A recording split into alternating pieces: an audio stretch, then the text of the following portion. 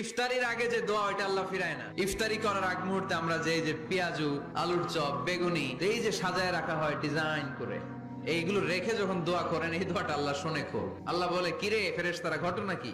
এত খাবার কেন? আল্লাহ রোজা রাখছে। কি চায়?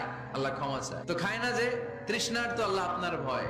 আমার দেখছে না, আল্লাহ আপনারা দেখে নাই। জান্নাত দেখে নাই, আমার জাহান্নাম দেখেছে আল্লাহ কিন্তু জানে। তারপরে ফেরেশতাদের মুখ থেকে বের করা হবে। সুবহানাল্লাহ পড়ে।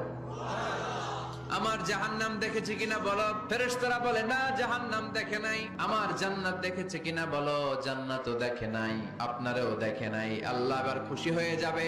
আমার খুশির জন্য আমার ভয়ে তৃষ্ণার্ত ক্ষুধার্ত সামনে খাবার হাত বাড়ালেই খেতে পারে, আমার ভয়ে খায় না।